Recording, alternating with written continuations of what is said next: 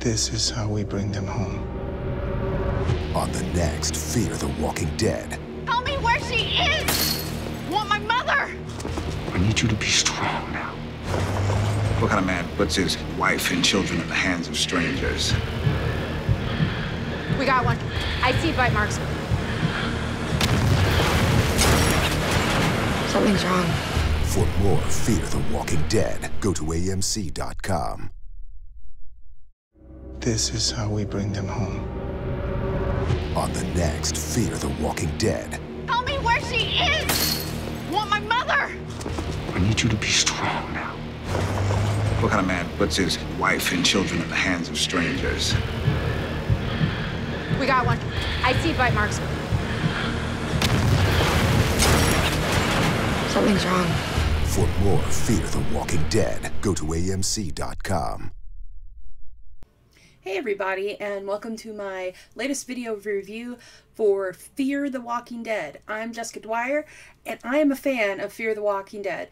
When this show started, I did a review on fangirlmag.com stating that it is a slow burn and that fans of The Walking Dead need to rethink how they watch this one, because it's not going to be the same sort of story or sort of drama slash action that is in The Walking Dead. This is the beginning of the infestation. This is not going to be the same sort of anything, really. The setting of the show is in Los Angeles, so it's a different sort of environment for the walkers, and it's even more dangerous in a lot of ways because the rural setting in The Walking Dead allows a little bit more freedom of movement. In Fear the Walking Dead, it's a lot more claustrophobic because you're in Los Angeles, which is a packed, crammed area filled with buildings. Everywhere there's concrete. It's just a mass of people, which adds more bad things to the mix because there are more walkers there. And in this episode, which is called Cobalt, which is the penultimate season 1 episode. Next week is the finale, which is kind of sad, but much like the original series, they are only doing 6 episodes for the first season. Cobalt, we find out that there are the dead are coming in pockets. People that didn't leave are now paying the price. When they were told to evacuate, they did not, and now there are just outbreaks everywhere. And we are also realizing that this military presence isn't so much a blessing. It's evident by the attitudes and how the soldiers are reacting that they probably don't really have any sort of command structure anymore.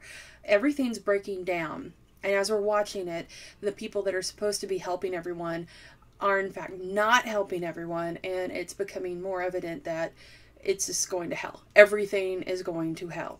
And the only person that actually realizes this is Daniel Salazar, who has been through really bad situations like this. And in this episode, we see a kind of a gray area with this character. And I really, really love Ruben Blades.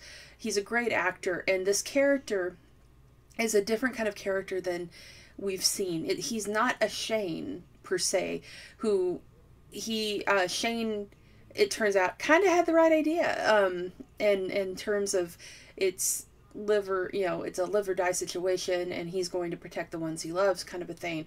Shane was a little bit more psychopathic about it. Daniel, on the other hand, has been through situations like this, and he knows what needs to happen. And the scene with him and the soldier and the torture that he has to do once more is sort of a remnant from wartime, and his attitude is very, it actually turns out that he was kind of right, because they were being lied to, and he knew it.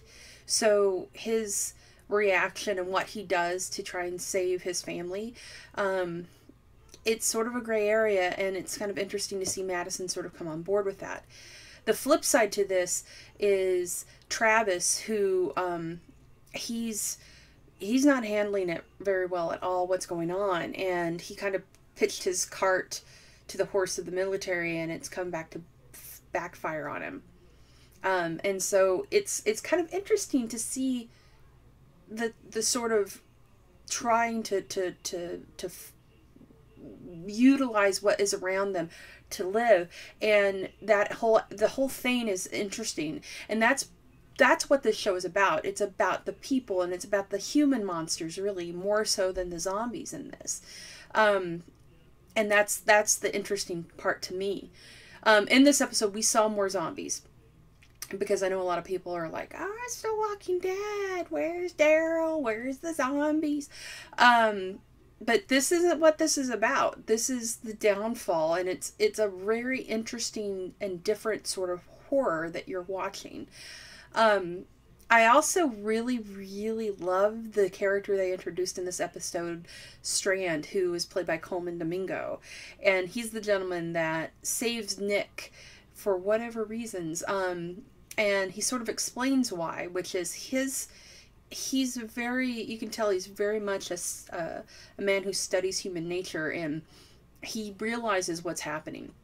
And he realizes what the new world is going to be really quickly, as he's a player and he's a survivor, and you can tell that in just the few scenes he's in. And he's going to be probably a fan favorite as long as he lives.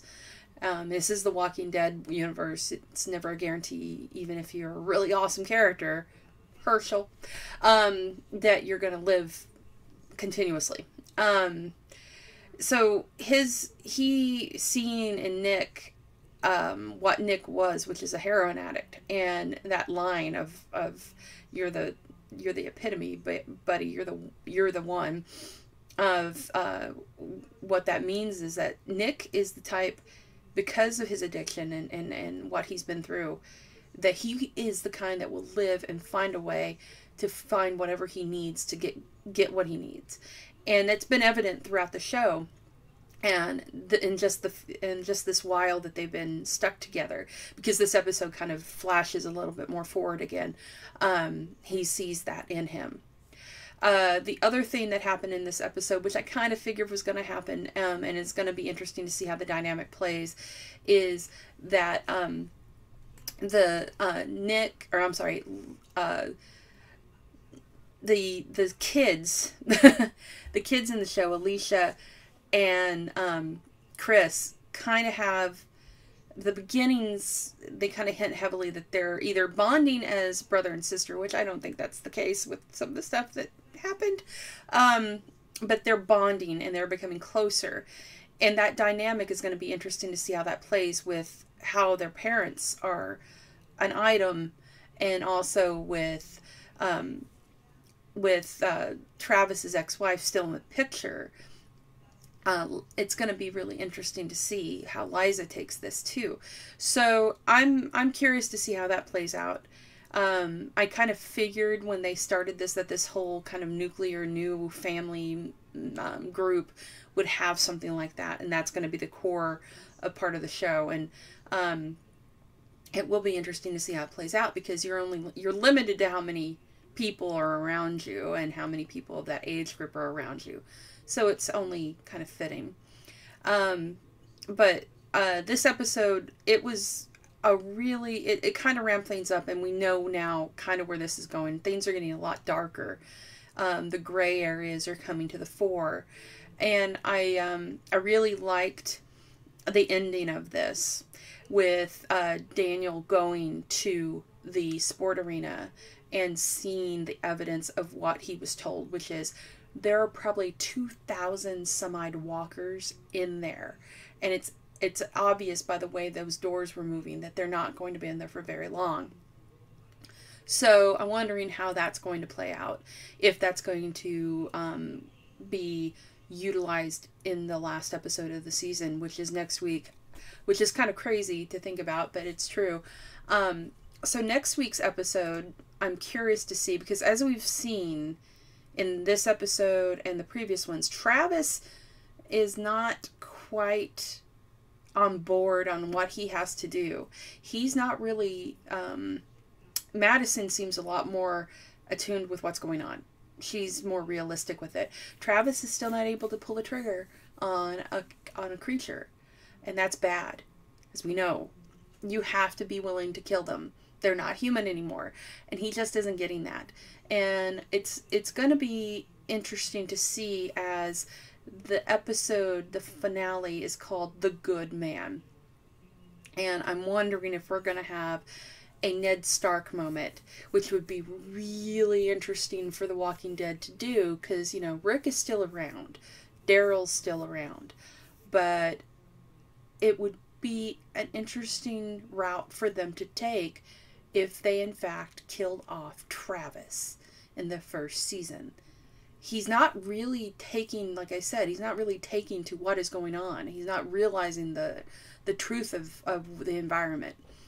And his ex-wife and his possible wife in Madison are a lot more with it. It would be really interesting to see if they actually killed him off. Because if you go by what's going on, the good man is Travis. He's the one that he's just not able to get with it. So I'm taking bets on if Cliff Davis is actually, or I'm sorry, Cliff Curtis is actually going to be, Cliff Davis, where did I get that from? Cliff Curtis is actually going to stick around on this show. We know he's got a film career too. I don't know if he's been like picked up on it. So I'm kind of curious to see if he sticks around. I don't know. It may or may not happen. I know for a fact that there is a second season coming, because you can't have a massive hit pilot episode airing that like breaks records without, yeah, it's gonna happen. But the interesting thing the interesting thing to me is that last episode is called The Good Man, and I can totally see them doing that on this show. I can totally see it happen where they will kill him. I could be wrong, but we'll see. But anyway, as I said, I am a fan of this show. I really like seeing this side of it, of what's happens in the zombie apocalypse. I like having it focused on what these people will do. That to me is really interesting. And the whole human monster aspect of it, and these gray areas, and what would you do and to keep your family safe, kind of a thing, is really, really good TV, or movie even for that matter. And I'm curious to see where it goes with this finale and what happens, because it's definitely coming to a head, and we've already seen that the military is not helping at all with when they figure out what cobalt in fact is. It's obvious the military is not their friend. And they're leaving. They don't care at this point. They're just going AWOL themselves. So what would you do if it was you and it was your family? How far would you go to keep them alive and keep them safe with all of this going on? And that is good drama. And that's what makes this show so interesting to me. And so I would strongly suggest watching the Fear the Walking Dead. Get caught up if you can. October 4th, the finale for the season finale of season 1 of Fear the Walking Dead airs. And I'm curious to see where it goes and if I'm right. So this is Jessica Dwyer signing off. I'll see you next week with my review of the finale.